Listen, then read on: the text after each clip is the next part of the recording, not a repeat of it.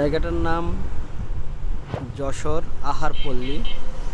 তো এটা হলো গিয়ে যশোর থেকে একটু ভিতরে এসে মেন রোডের পাশ দিয়ে, গ্রামের পাশ দিয়ে যে আহারপল্লী, আমরা চলে এসেছি আহারপল্লীতে।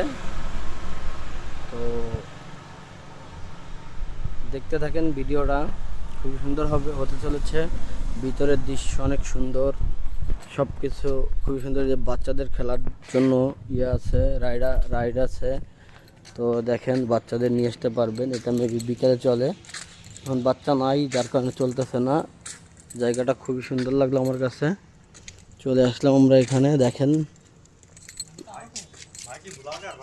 না ভাই, ব্লগার হতে চাচ্ছি ভাই। ভাই এইটা জায়গাটা কেমন ভাই? মোটামুটি ভালোই। জায়গাটা মোটামুটি ভালো না, আমি আর দেখে মনে হলো জায়গাটা খুবই ভালো। হ্যাঁ, খুবই ভালো, মানে পরিবেশটা সুন্দর, পরিবেশ সুন্দর আর কি, নিরিবিলি পরিবেশ ভালো। হ্যাঁ হ্যাঁ।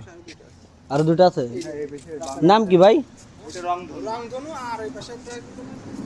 আপনাদের বাসা তো এখানেই না? ঠিক আছে ভাই, ধন্যবাদ।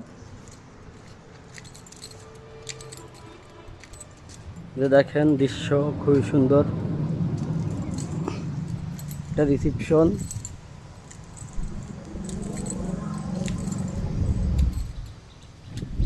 প্রতিটা সাইড ঘুরে ঘুরে দেখাবো আপনাদের।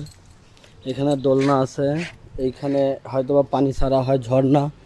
ঠিক আছে, এখানে পরিবেশটা খুবই সুন্দর, অসাধারণ একটা পরিবেশ। চলে আসলাম আপনাদের সাথে শেয়ার করার জন্য।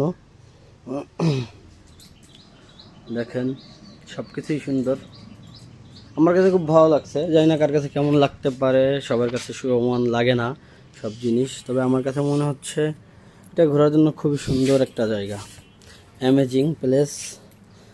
আমার কাছে ভালো লাগতেছে, এখন কার কাছে কেমন লাগবে জানি না।